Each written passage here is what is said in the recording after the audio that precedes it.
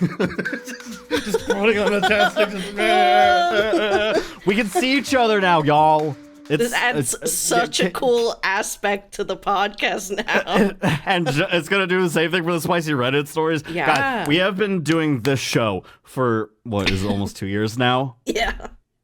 And for the people that like kind of joined when the spicy Reddit stories started taking off, because that's how everyone really knows us, we've just, the entire time we've been doing this show over a Discord call. We don't see each other. And I had the epiphany today that I had the epiphany. I had an epiphany. I had the epiphany, the one and only truest epiphany of all epiphanies. Where I was like, I know that we've gotten accustomed to doing this whole entire thing over just a phone call, but if we could actually see each other, what would the dynamic be? And I know that we want to do in-person videos at some point, when we're able to live somewhere close to each other. And I can see Shadow! Yeah! Oh, God. Oh, you can see the child. I can see the chonk. The chonk. I was worried that doing this would possibly ruin the potential of us doing... Well, not the potential of us doing in-person videos, but lose the spark of, when we finally are in person and can do videos and actually see each other face to face, what it would be like. But I guess it still doesn't change the fact that we're, just a couple miles away from each other, a couple 100,000, a little bit, perhaps. Yeah, but no, I'm excited to try this new format. I dig it so far. I wonder if there are some people out there that haven't heard those bits where we've said that we just do this over a phone call. Just a phone call. We don't see each other. This is going to be better for people, or this is just going to be me. But I feel like it's more interactive now. It's like, 100%. haha, you did a physical bit. I saw it. Yeah, it'll be good. It'll be good because I do a lot of those, and you usually don't see them until the end. Yep, exactly. But that's not what we're here to talk about today. Today, we're going to be talking about some spooky things. We're going to be talking about some horror movies. You have something that you want to talk about. I'm so excited. I watched a lot of horror movies this month, and we've just watched a lot of horror movies in general this year. Yes. I also was worried that this year I wasn't going to get out and be social and do some spooky things around town, but I did. And we're going to try and talk about all those things today. But there's an album that just came out that I want to talk about. No, I'm just kidding. This is all you. That I want to talk about. All right, guys. From the time we're recording this, it is October 25th. And today is the day that Miss Halsey has released her album, The Great Impersonator. Oh. I had asked you earlier in the day, should I listen to it? Because you texted me, being like, I'm so excited to talk about the Halsey album. Yeah. And then what were your exact words? I don't want to... I said, I think you need some context, like some more context for this album. I'm just sitting here thinking, all right, I guess I'm just not intelligent enough to understand. I guess I just need the context. I can't just listen to music and just like, music elicits a feeling in everybody, Brianna. It does. I can listen to something and I can interpret it in many different ways. So you can. Why do I need backstory when I can just listen to the damn thing? Because it makes you feel so much more from the contents of said album. Okay. Okay. Okay. Okay. So, to start it off... I was planning on being so much meaner. You just said, okay. Okay. So, to start this off, Miss Halsey. So, hold on. I need to see what year the other album came out. Was this her previous one? Yes. So her most recent album before this one, who just came out. So the last album, If I Can't Have Love, I Want Power. Incredible album, produced by 9 Inch Nails, both Trent and other guy, Atticus. 9 Inch Nails fans are waiting to burn you at the stake right now. It's hard out here. So before that album came out, she was like in the process of like making that album and stuff. And she's always been someone who's been very open about like her health struggles and like shit she has like been through, like, and all that stuff. So she has been very open about having endometriosis. And that really affects your ability to like have a child, you know, and that's something that she's always talked about that she really wants. And like, just, she wants to be a mom really bad. So she was with this other guy and she did get pregnant, but unfortunately she lost the baby. And that was like a whole thing. But that guy ended up being, he sucks. So we don't talk about him. fuck that guy.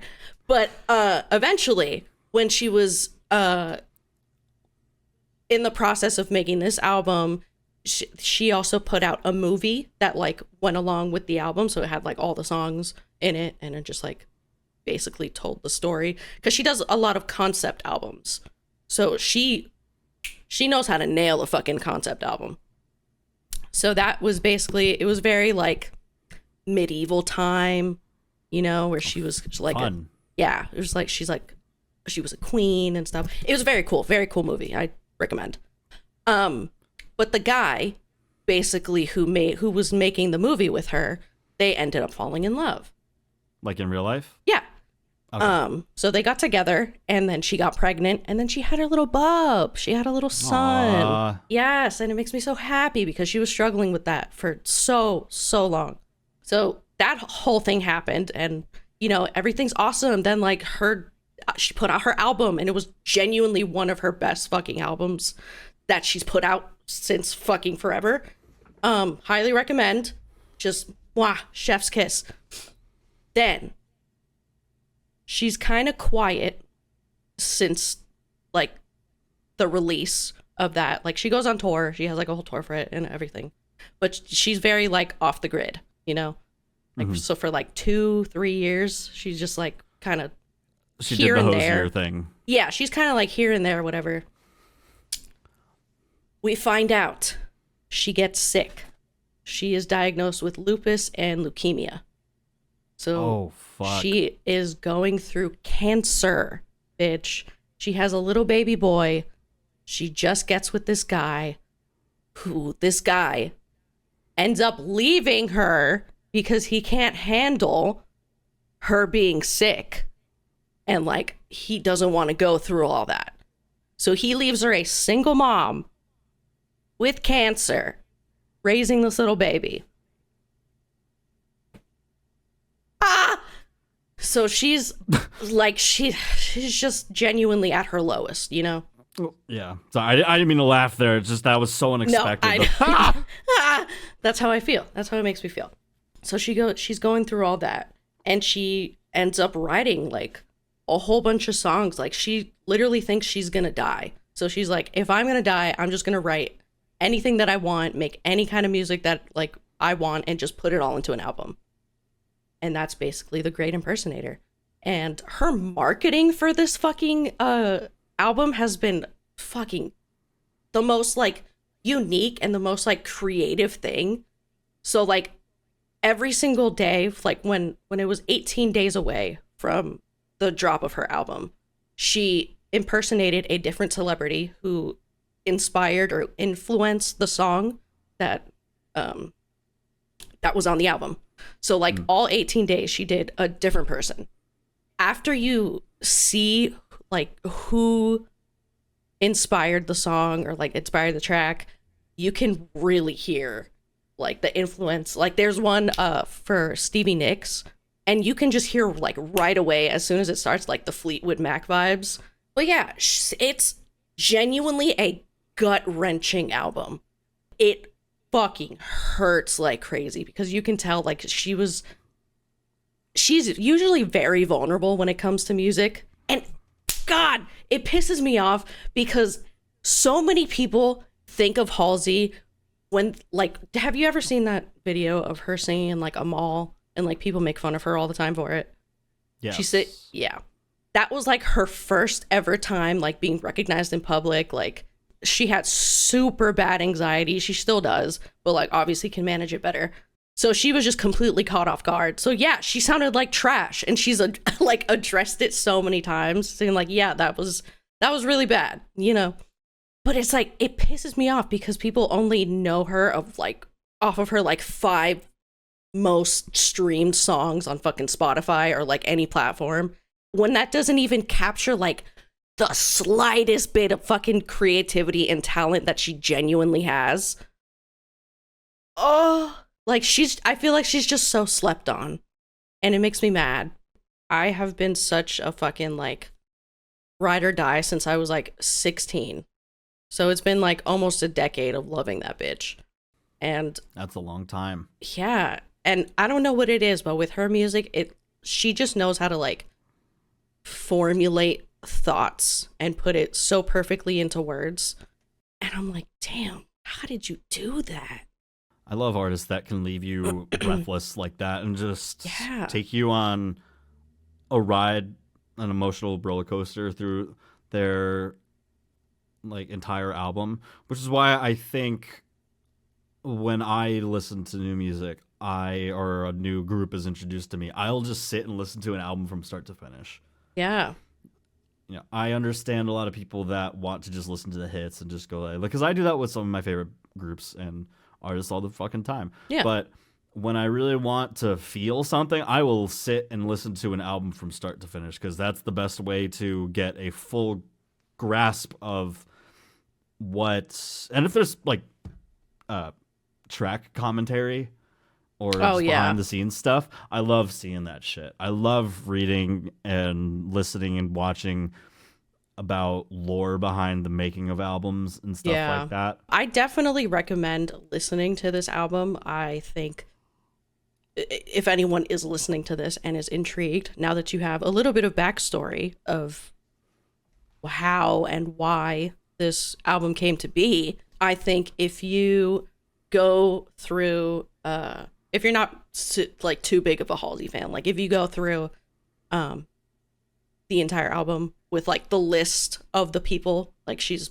quote unquote impersonating,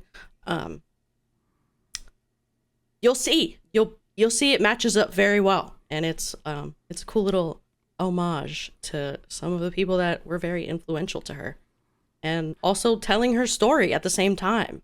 Definitely recommend if you want a very gut-wrenching, heart-aching, feel like you got fucking your throat ripped out at the same time, but it's so good. Great time for music. Speaking of good time, this time of year is my favorite. I want to go through and talk about some movies that we've seen, but first I want to start off with a movie that we saw recently that you really wanted to have me see, and I wouldn't say I was fighting back on it, but I was like, I don't know. Like, you said that it was a body horror movie. Yeah. And I'm not the biggest fan of gore. But eventually I decided, well, what the fuck, whatever. Let's watch it. Yeah. This movie called The Substance. It's going. It's going pretty viral right now. Everybody's talking about it. I was going into it expecting to hate it, and I think, during several points during the movie I was like, I fucking hate this movie. but I also loved this movie. But man, do we want to spoil some stuff, or should we just give a general, maybe non-spoilery outline for movies that we're talking about? Yeah, in case just we like a general. It's just very fun. It was. I thought it was a very fun watch. It had me cracking up at times, and also being like, oh, at other times. But like, I just had fun. There were some truly,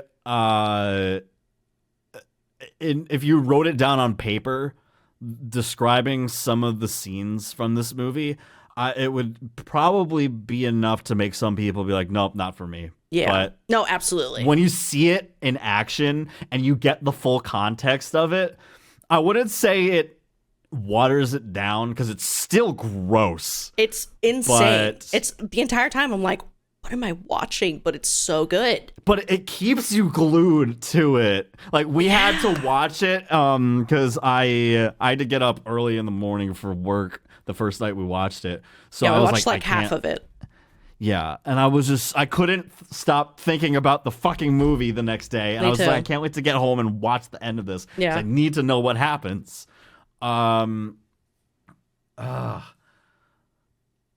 So, I'm gonna try to keep this as non-spoilery as I possibly can. So it basically follows this woman, Elizabeth Sparkle.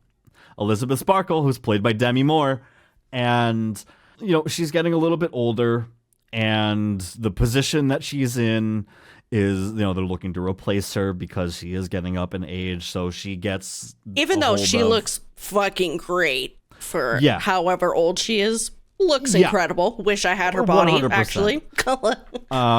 Me too. Like, hey. Demi Moore.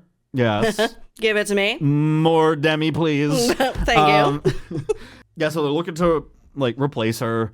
So she gets a hold of this black market drug, or it's like under a program, and it's called The Substance, which basically just makes a younger, a better version of yourself. Better version of yourself, which is like, younger, hotter. There's a strict set of rules you need to follow in order to keep this experience a good one. And if you fuck up, things happen. Yeah. Should I mention that it's like they eventually they are two people? Should I just spoil I'll just spoil one. It's just another version of yourself, but it's like a physical, like actual version of someone. Yeah, basically birth the other version of you, and you have to keep going back and forth like 7 days. It has to be equal. Body is conscious while the other is unconscious, and it has to be equal, like you said. Yeah. So kind of like a symbiotic relationship. Yeah. But the people who make the substance always stress, like, it's not two of you. You guys are one. It's you. It's just a better version. And some stuff goes awry where, some people aren't, adhering to the rules, and it starts to affect another person until just like a whole time I was waiting for just something really bad to happen. And then it did. And then it did. Something very bad happened. And just unhinged. Throughout the movie, there's just a lot of like, oh my God. And just like, oh my God. Yeah. But then you're like, oh my God. But then it's just like, oh my God, this is so fucking good. Like, I gotta talk about her boss. He's Dennis Quaid. Dennis fucking Quaid plays this guy. He looks like the dude, the CEO for Bang energy drinks. He killed that role, honestly. Like, he played it so good. He's so good because it's like they portray him as just this sleazy slime ball that is just high up on the ladder and would fuck anything that moves. Objectifies. He delivers and objectifies women, but he's so respectful, but like in the worst way. The worst way. When the younger version of Elizabeth, Demi Moore's character, says that she needs to take time off to like, what was it, like go visit like her dead grandma, visit her dead grandma. She needs to take some time off, and then he just like gets in her face and is just like, come here, we're gonna do everything that we can do to make sure that you and your family get like he's like, you absolutely got it. You get that other fucking family is important. Now don't you ever feel like you can't come to ask me for anything again. And it's so aggressive. So aggressive. It is a crazy ride. Highly recommend it. Highly recommend. Body horror. Honestly, people who hate body horror, they've gone to see it and they said they loved it.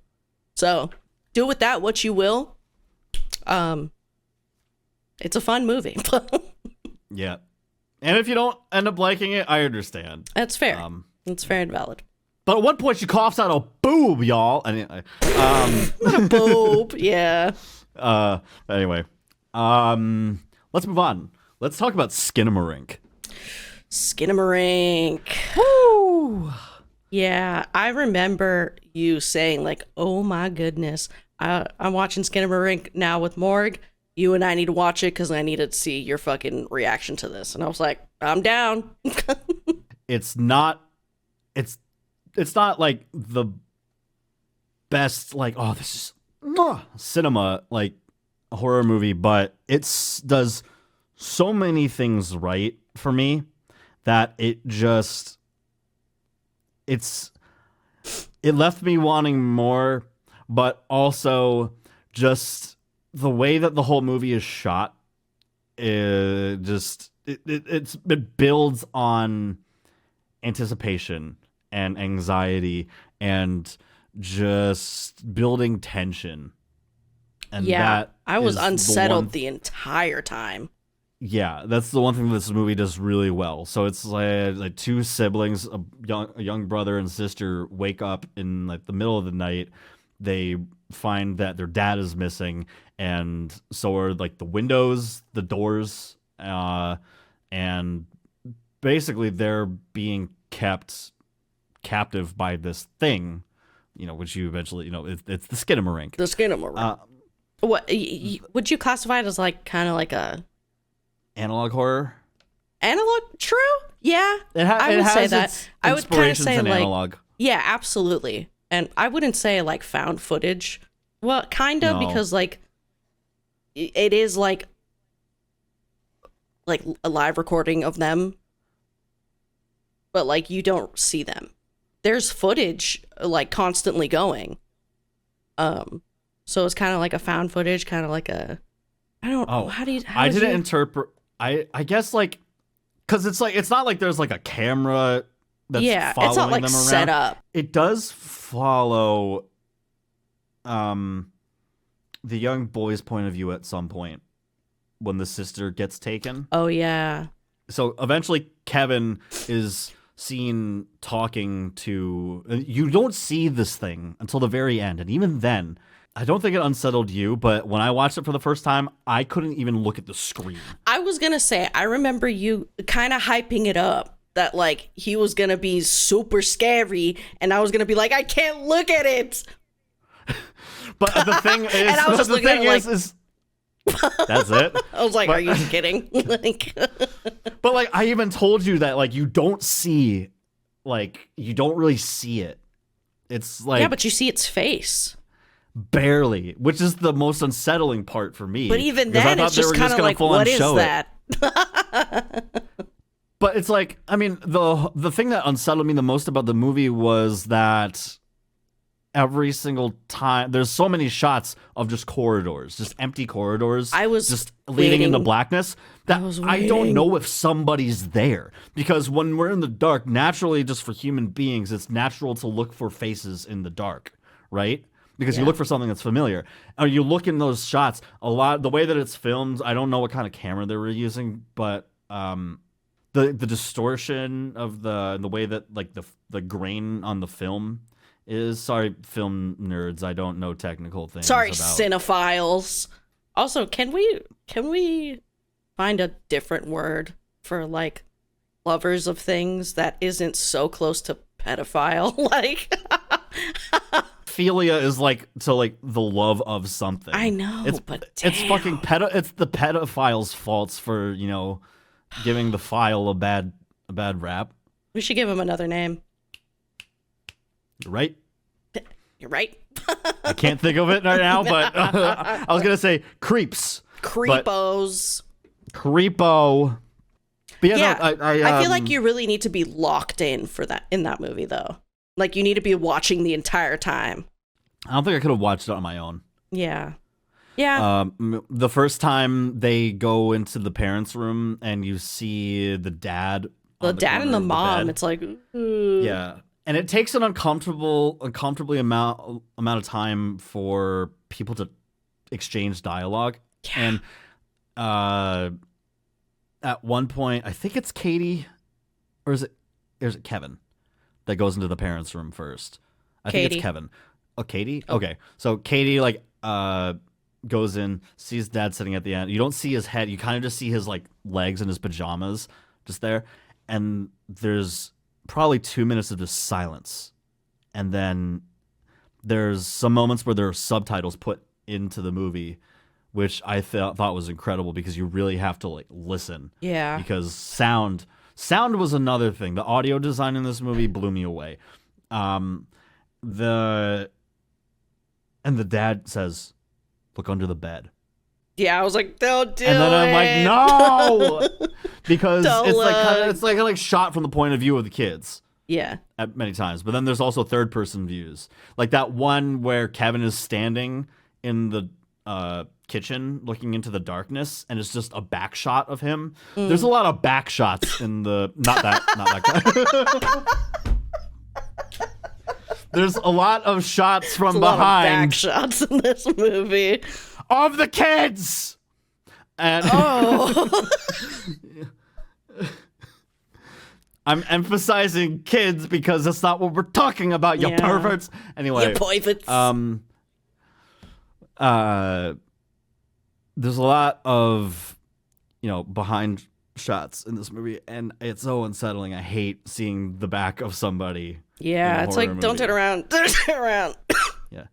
And then, of course, when Katie looks under the bed, there's nothing there. And then she comes back up, and then the mom is sitting there. Ah! It's like, "Hi, Mom. What are you doing?"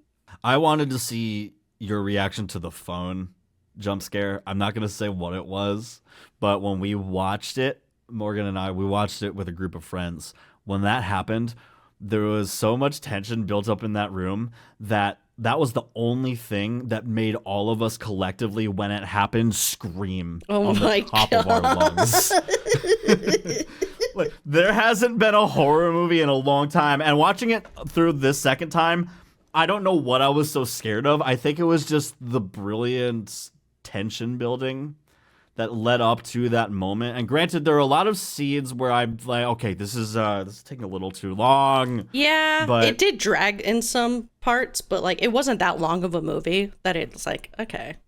And the director, Kyle Edward Ball, he shot this in his I'm talking.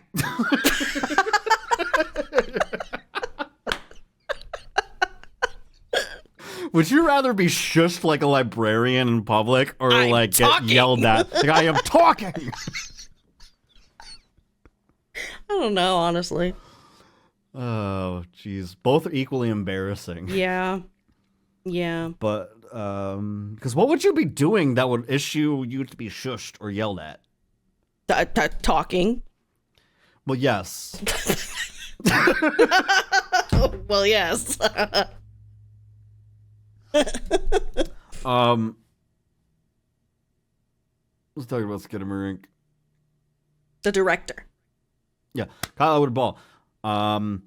Originally had Skinamarink as a short film on YouTube. It was released in 2020. It was called Heck. I think it's still up there. Heck. I can't. It was just for used for proof of concept. I'm going to have a sour candy while you speak. Okay, what kind is that? It's a sour gusher. Oh. Your face looks so uncomfortable right now. Yeah, because that's the best part about sour candy. When your tongue starts bleeding, that's how you know that you can really start eating a lot more. I don't know. You can't see that at all. It says Mama V's. Nope. They make very sour candy, but it's just gushers. And you can see all the sour powder. That looks like mold. It's not mold. It's not mold. It's the sour powder fucking shit. That's amazing. Really at the end of this, can you take a little or medium spoonful of just the powder? I'll try. I'll try.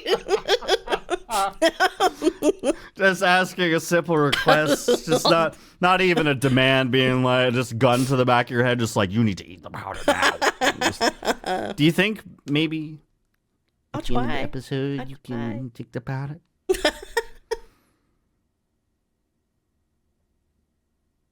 The substance. The substance. Take That's the powder. the substance. Oh God. Anyway, Kyle Everball shot this at his parents' house, like his childhood home that he grew up in. So I think that really lended a hand in. He knows where all the creepy parts of the house Oh, yeah. are, and I believe I read like, something. I'm unsettled by here, and I don't like it over here. Yup. And I read something about how I believe he said in an interview that he, as a child, had a nightmare. I think it was one of those nightmares where, you know, it continuously happens throughout your childhood, where he'd Recurring wake nightmare? up. Yeah, where he'd wake up and his parents would be gone, but there would be like a supernatural, like kind of like a ghost or like some sort of creature in the house. Oh, And that was a recurring nightmare that he had. that's terrifying. It's kind of like my recurring nightmare as a kid of the Nunu, the vacuum from Teletubbies, coming into the house where I could hear him coming from the downstairs. Yeah, and then eventually make his way into my room and then just suck me to death. Hey, go big or go home. Yep. At least you went out a good way. No. No. Next. All right, what's next? Lisa Frankenstein. Good movie. Taking a big nosedive from, you know, the horror show that was Skinamarink. Horror. Whether you were enthralled with Skinamarink or you just fell asleep during the movie because it was taking too long to get to the point.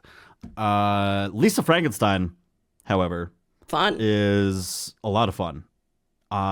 We did an entire podcast episode directed to it that will never see the light of day. No. Because it took too long for me to edit it to the point where it wouldn't make sense. So we're talking about Lisa Frankenstein here in a little bit. So Cole Sprouse, Catherine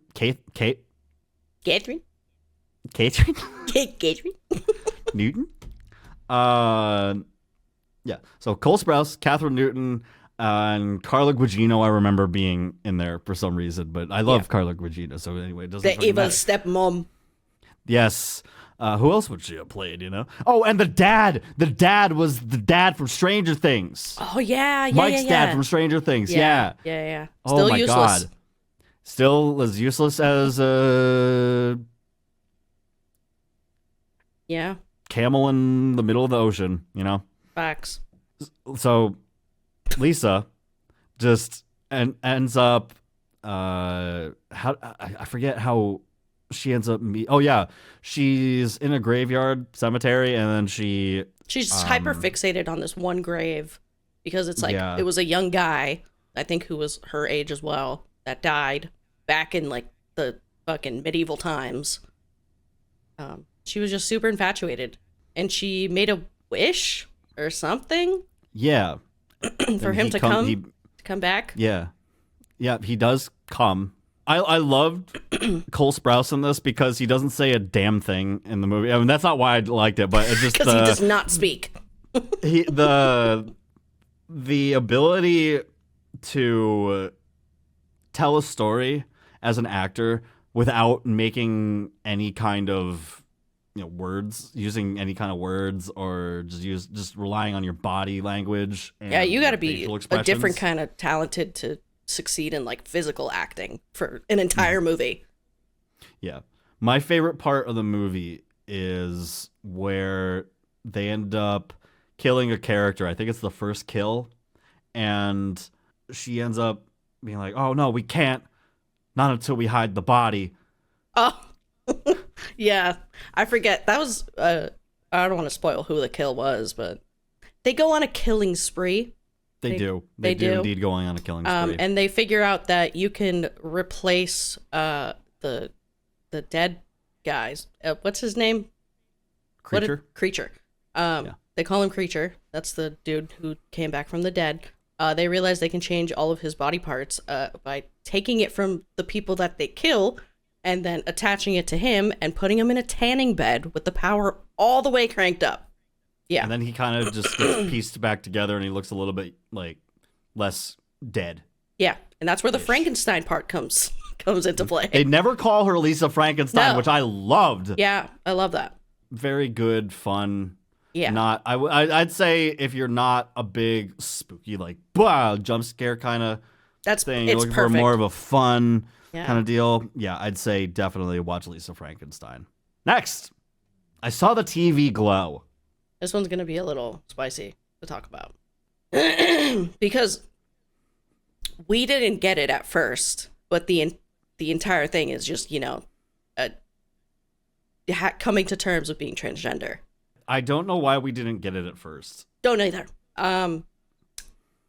It's kind of wild because seeing it back or like seeing all of like the points being brought up by people, and you're kind of like, oh, that makes a lot of sense. Are we just dumb? Did this movie just go over our head? I think I think we thought it was going to be something completely different.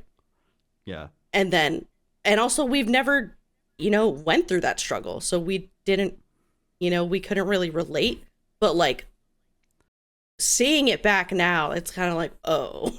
I thought it was just going to be about a show that they watched when they were younger that was a lot darker than they remember, and it really fucked them up, and now they're dealing with their trauma. But it was a completely different thing. So yeah, I'd give it a 3 out of 10. So yeah, not that great of a movie. That's crazy. No. I think after like, having the common sense about what it's actually about, it's a good movie. It makes sense. Yeah. Yeah. Everything checks out. Was it? Did A24 do that? No, I think it was their like distributor or like their publisher or something. The Collector. You remember The Collector? Yeah, I do. Remember that fucking torture porn flick that we watched? I was not expecting it to be that wild. Eventually, I think I turned on a video game because I couldn't handle the torture scenes. Especially that one guy where he got like nails stuck in his foot. Yeah, I think it was just more bad than torture porny. I think it was just bad. We just watched two completely different movies. I thought I was watching Hostel, and you were watching you're just having a bad horror movie time. Experience. Yeah. Yeah. No. I think it was laughably funny, or what? Laughably bad. Laughably funny. Yeah. Laughably funny. This podcast is laughably funny. You know what's laughably funny, everybody? Spicy Reddit stories, which you can get on this channel and on Spotify and Apple Podcasts. Yeah, you can. It's our main shit. It's a lot of fun. You should go watch those videos because they get a lot of views. I don't know why, but they do. So go contribute to those. Go contribute to those. The Collector reminded me of another horror movie in terms of like, they ended up the Collector puts them in boxes. Yeah. What was that movie that we watched where it's like a married couple? They are, I think one of their sisters comes over or something unannounced, and she has a trunk with this like creepy wooden man inside. What was that movie? What was that movie? I don't know. That's what I'm asking. Oh my god. I know exactly what you're talking about. I'm just I don't even know what to type in, bro. I could just type like movie. Horror movie wooden man. No, I'm getting The Fear, The Wicker Man. Oh my god. Was it Oddity? Yes, Oddity. Oddity? Okay. Yes. Oh my god, dude, this was kind of terrifying. It was a little terrifying, solely because of Wooden Man. Yeah. Darryl, throw up a picture of Wooden Man. And then look at this. The entire time we were like, yeah, Wooden Man is the fucking crazy ass bitch. But no, it was the guy. Yeah. That I don't want to spoil. Yeah. Yeah. But it makes sense. Yeah. And someone gets their toes nibbled at the end, which is probably fun for some people. But once you see the context, probably less fun. Yeah. I don't like I don't like foot content very much. No. I think we should kink shame some people. I mean, if we're gonna kink shame people, like feet is like the most benign thing to No, shame. that's fair. Absolutely. But for me, it's up there. If you were desperate, if you were put in a situation where like you had a shit ton of medical bills that you couldn't, afford, would you sell feet pics for money on the internet? Would I sell feet pics? Like yeah, the thing about that community is like your face doesn't need to be in it. They don't give a fuck about the rest of you. They just want your feet. Yeah, honestly, yeah, I would. Because it's like, oh, what happens if they get leaked? It's my feet. Ooh, like, shit. Yeah, because everyone sees that every day. Like, what the fuck? I probably would. Yeah, fuck it. Y'all want pictures of our feet? Hit us up. Payment required first. No, because now people are gonna see this, and it's gonna happen one day. One day, some bastard's gonna hit.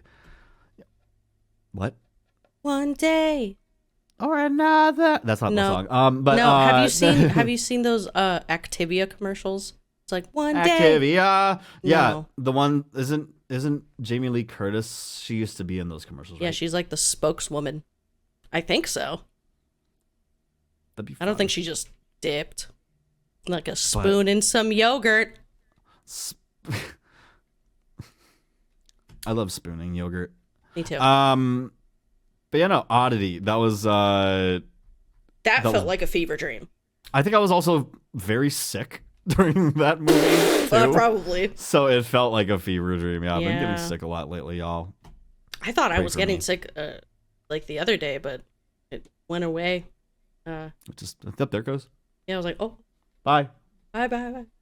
Bye, illness. Get away! Get out of here! You're a Nick Cage fan, right? Of course.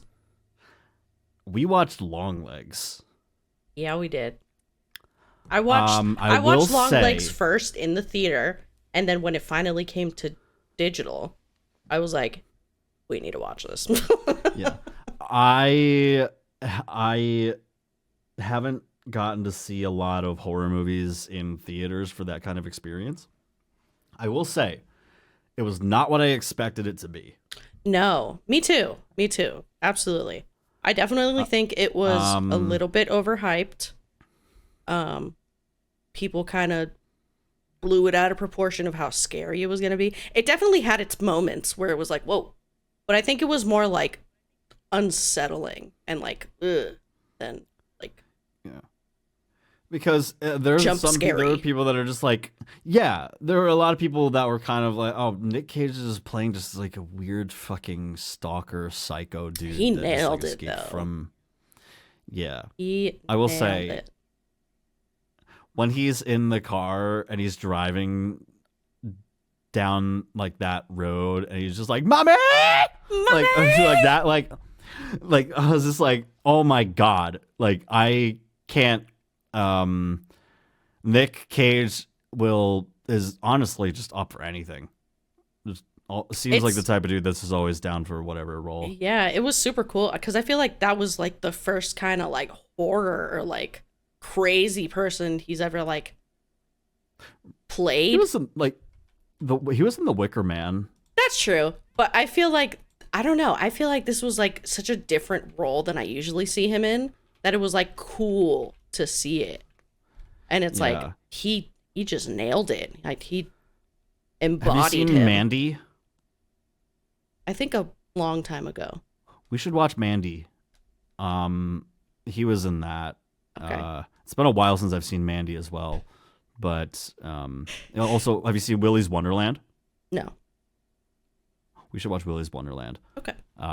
Just for Willy. so we can watch some Nick Cage horror movies. But then there's also the one that he was in with Pedro Pascal that I can't remember the name of right now. That Morgan and I watched, and I fucking loved it. It's the one that meme's from. Yeah.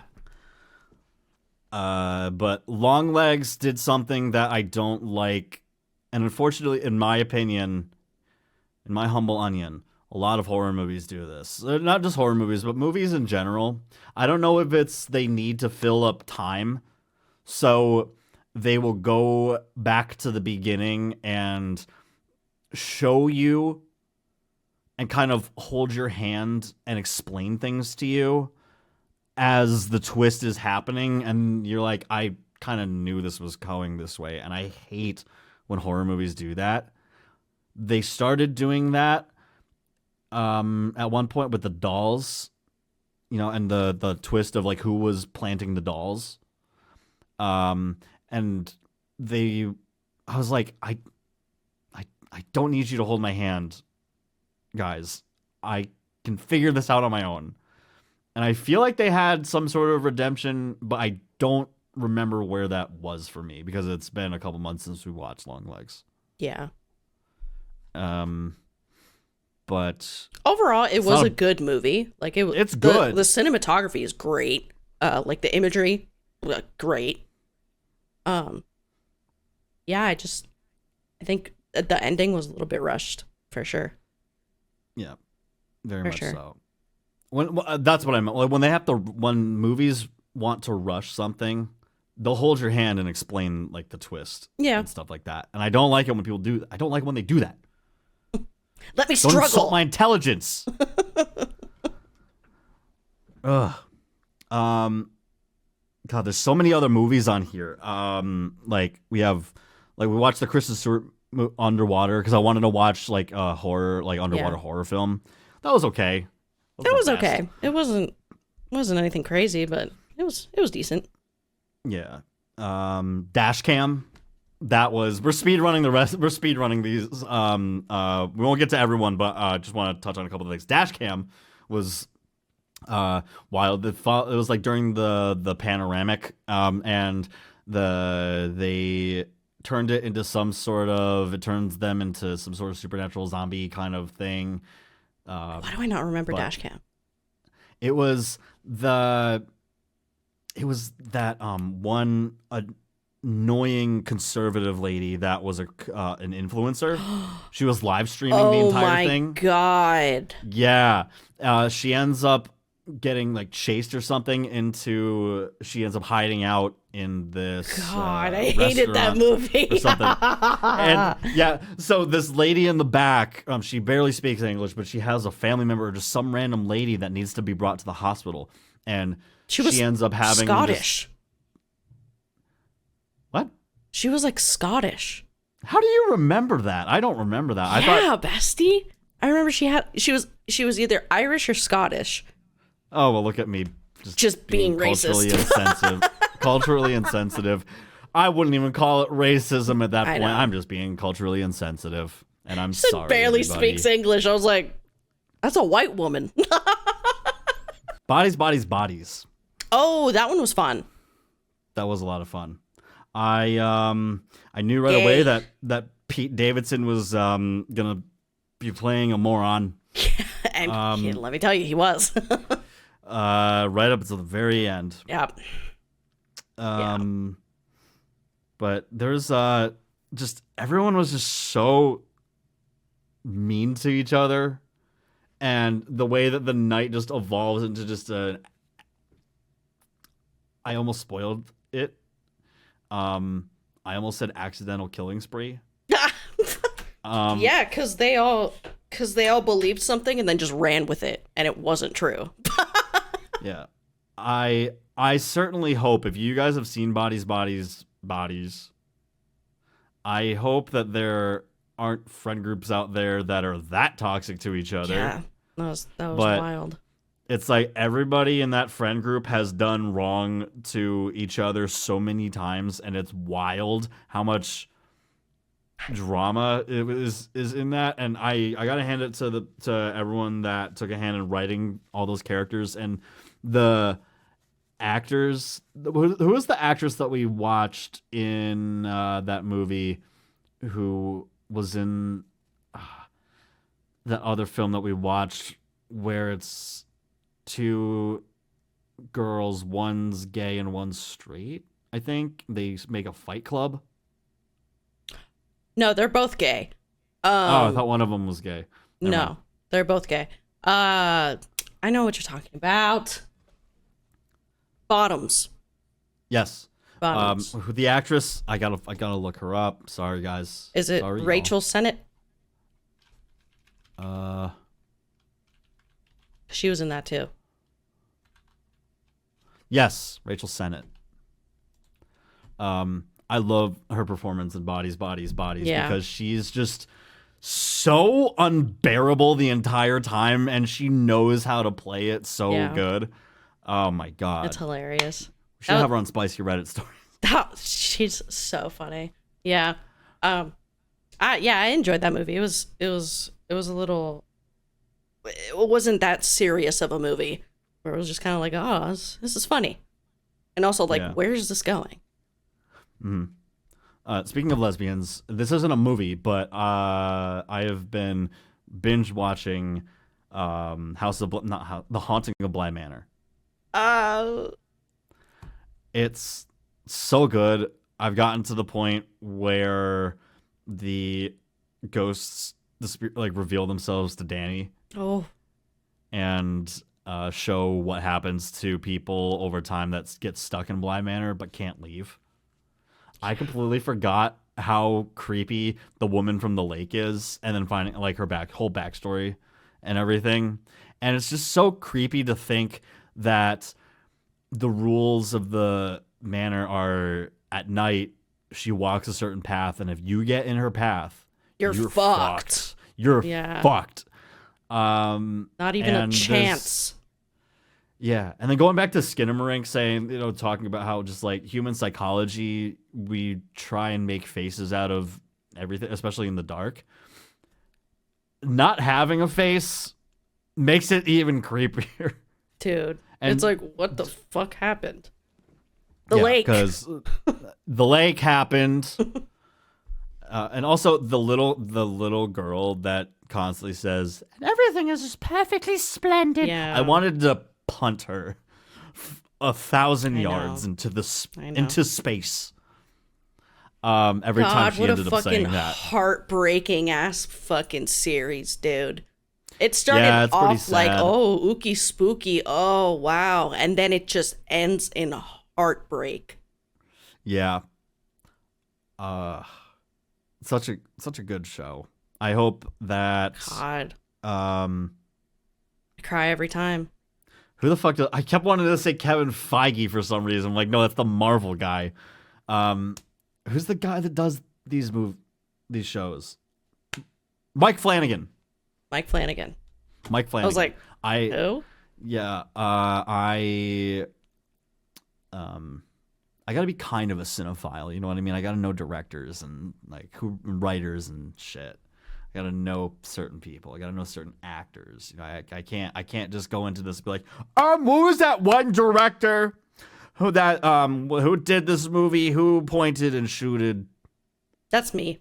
I only know the actors. I think either I should know or you should know. One of us has to know, because then we just both look like dummies. Well, at least we balance each other out. You know the directors. I know the actors.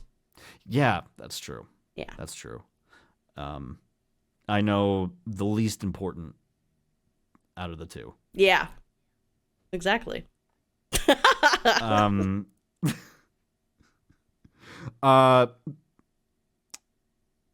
Did you see The Nun 2 by chance?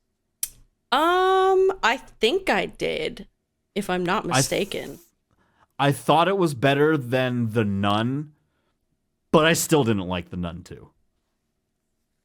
I wasn't a huge fan of the Nun movies. I'm not, to be quite honest, I'm not a big fan of a lot of the movies that are in the Conjuring universe. That's fair. That is fair to say. I did see the first Conjuring in theaters, and that scared the ever-living fuck out of me I when saw I saw that it. But that's it. Netflix alone. Yeah. In like the middle of the winter. One part that always will stick out to me is when Ed Warren is like, or like the mom just fell through a whole bunch of floors and she's like in the basement. Oh, yeah. And then he like calls her name and then she looks up with like her demon face. That scared the fuck out of me. We should watch The Conjuring 1 and 2 again, because I saw The Conjuring 2 in theaters. That was probably the last time was the old man. Uh-huh. That was the last time a movie actually made me scream. Yeah. No, that's fair. Like from inside, just like, coming up, like screaming. Yeah. But I'm glad that they're ending the Conjuring series. Yeah, thank God, because wow, or Ed and Lorraine. Yeah. Leave them alone. I also saw a classic, The Taking of Deborah Logan. That's a good movie. Loved that film. I enjoyed that movie. It has that iconic scene where she's eating the girl at the end in the cave. Yeah, just like. And I leading up to it, I was like, I've just from seeing it leading up, I turned to Morgan. I was just like, oh, is that one scene where she's eating? Is this that? the time? Because we were watching it with a friend, and I didn't want to like spoil. And she's like, yes. But that was fun. I saw It Follows for the first time. Decent. It's pretty decent. You fuck someone and then you pass. It's like a supernatural STD. Yeah. No. Literally. Last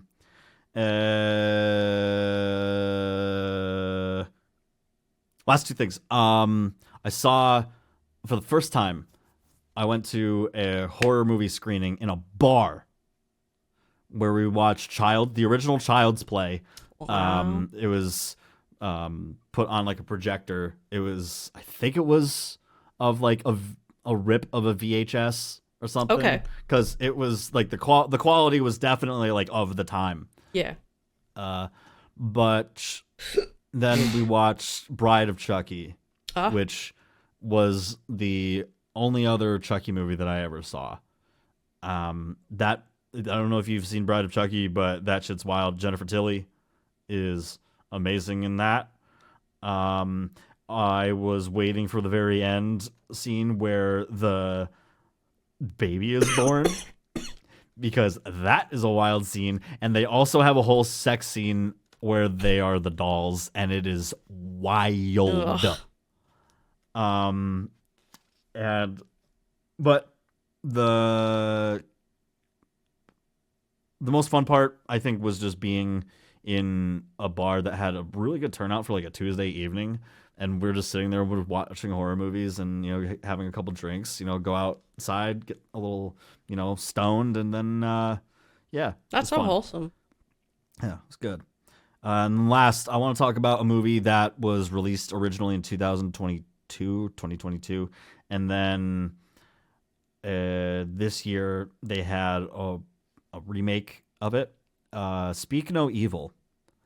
I remember we watched that in Discord a while ago, and it could have been in 2022 when it happened, but I wanted to touch on this horror film because I don't see a lot of horror movies where the antagonists, where the bad guys or the evil wins.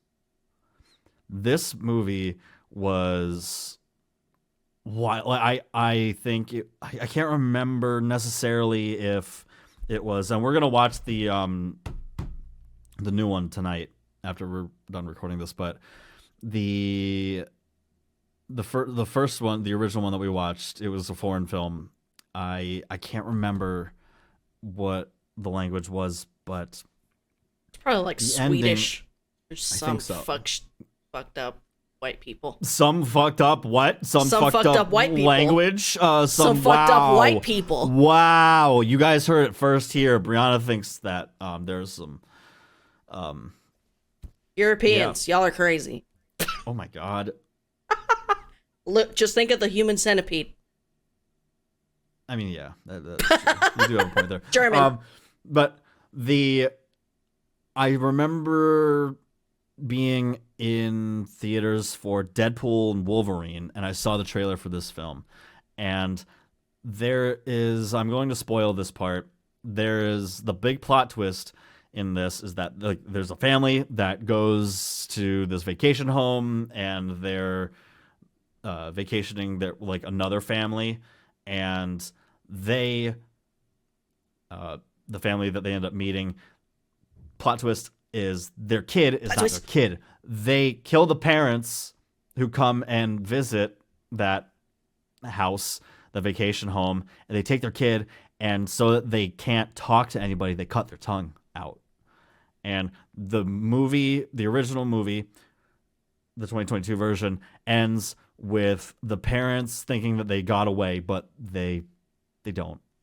Their kid ends up getting taken, has their tongue cut out, and then the parents are forced by the other parents to strip naked, and they are like thrown into like this like hole basically, where earlier in the film the two dads take a walk and the evil dad ends up talking to the good dad, being like, yeah, like this is a wide open space, nobody can hear you scream for like miles, like I come out here sometimes to relieve stress, just like just go for it. Yeah. And so some foreshadowing there, which was fun. But they go down there and then they're stoned to death, and the movie ends with a slow panning shot of their corpses as the sun is rising. And I remember watching that, and I think the vibes in Discord were, oh my god, like, holy fuck. Oh. But I wasn't like, yes, just yes! Go, yes. But I was left feeling like, damn, that was good, because I rarely see the evil win in horror movies. Very rarely do I ever see that happen. So I did like that because it offered an ending that was just so dark and just no resolution was had. And do you remember Grave Encounters? I never watched Grave Encounters. Yes, we did. When did we watch it? In Discord. How long ago? A little bit ago. Year? No. Okay. I may not remember it. Let me Google it real quick. We do a lot of Googling on this podcast, ladies and germs. Grave Encounters is good. It's also where the ghosts win. And the people don't. There's two of them. It was kind of making fun of Ghost Adventures, the show. Oh wait, no, okay, we did. This is a classic. Okay. Yeah, it has like of that one like girl in the corner. Yeah. Yeah. Okay. Okay. Yeah. No, we did. I remember Grave Encounters. All right. Sometimes all it takes is me to see a couple pictures, and I'm like, oh wait, no, yeah, I remember that. Oh yeah. Yeah. Oh God. There's a lot more on here, but we can't get through all of it, guys. We hope that you have had a happy Halloween. This is going to be out on Halloween. If you're going out, I know that a lot of you probably are too old to go trick-or-treating, but if you go out, have fun. Please don't. Yeah, please be safe. Don't drink and drive. Please don't be safe. Please don't be safe. Drive. Yeah, just anything that... Have a designated driver that's sober, or call an Uber, or a Lyft, or someone you know that's sober. And just be good and have fun. Be good. Yes. Scare some kids. That's Halloween. It's Halloween, baby. Halloween. This is Halloween. Hope y'all enjoyed this episode. Check back for the next one. If you guys want to follow me, you can follow me on Darryl at pretty much any social media. I don't have Twitter anymore, but I am on Threads. If you're on Threads, I am on Threads. Yeah, hit me up on Instagram. It's fun. You know, I post things of my life sometime. Getting better, trying to be better about posting things on Instagram, at least on my story, so that people know that I'm alive and that I'm a real human. But yeah, you can follow me there. Kamala Harris, stay out of my DMs. And where can they find you? You can find me at Certicate on literally all social medias. It's all the same. You don't have a big social media presence. No. All right, have a good one, But y'all. maybe you guys can help. Yeah, Fuck you. bye, Bye. everybody. Have a happy Halloween. All right, bye.